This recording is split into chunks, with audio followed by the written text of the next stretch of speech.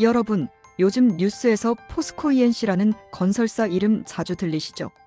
재건축이나 리모델링을 기다리시는 분들 또는 자녀 세대에게 새 아파트를 물려주고 싶으신 분들이라면 이번 소식이 조금 걱정스러울 수 있습니다. 최근 포스코 ENC 현장에서 근로자 사망사고가 잇따랐습니다. 올해만 4번이었죠. 그러다 보니 정부가 강하게 대응하고 있습니다.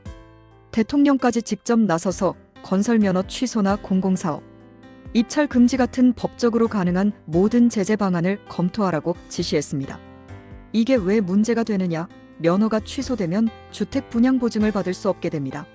주택 분양 보증, HUG라고도 부르는데요. 쉽게 말해 건설사가 아파트를 선분양하려면 꼭 받아야 하는 신용 보증서입니다. 법에 따라 아파트 분양을 하려면 토지 소유권 확보와 함께 이 보증이 필수 조건입니다.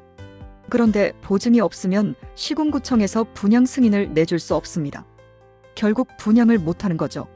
이렇게 되면 이미 준비 중이던 재건축과 리모델링 사업이 줄줄이 지연됩니다.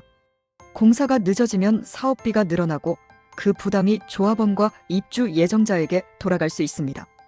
게다가 면허를 다시 따더라도 한동안은 새 공사 수주가 어렵고 자금 조달도 쉽지 않습니다. 결국 자기 돈이나 은행 대출에 의존해야 하니 착공 시기가 더 늦어질 수 있죠. 포스코 ENC는 이미 방배 15구역 재건축, 이수 우국산 리모델링 같은 대형 사업을 수주해 놓은 상태입니다.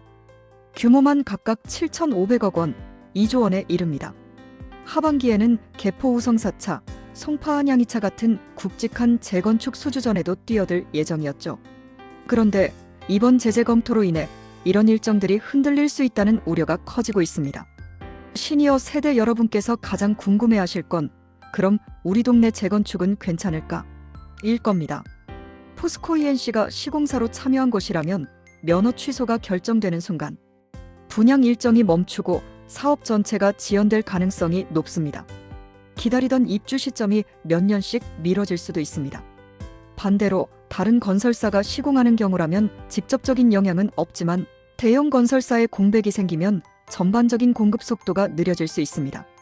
정부는 근로자 안전을 위해 강력한 처벌이 필요하다고 보고 있습니다. 사고 예방이 제대로 안 된 상태에서 계속 공사를 진행하는 건 더 큰 위험을 만든다고 보는 거죠.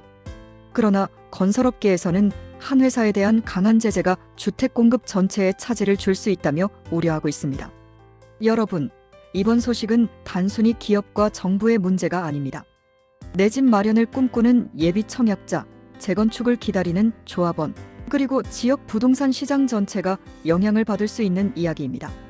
앞으로 정부와 포스코 ENC가 어떤 결정을 내리는지, 그리고 그 결과가 각 지역 재건축 리모델링 사업에 어떤 변화를 가져올지 우리 모두 관심을 가지고 지켜봐야 합니다. 혹시라도 본인이 참여한 조합이 포스코 ENC와 관련이 있다면 조합 공지 사항을 자주 확인하고 변호사나 전문가와 상의하는 것도 좋은 방법입니다. 변화는 갑작스럽게 찾아올 수 있으니까요. 지금까지 이번 사안이 왜 중요한지, 그리고 시니어 세대 여러분이 주목해야 할 이유를 전해드렸습니다.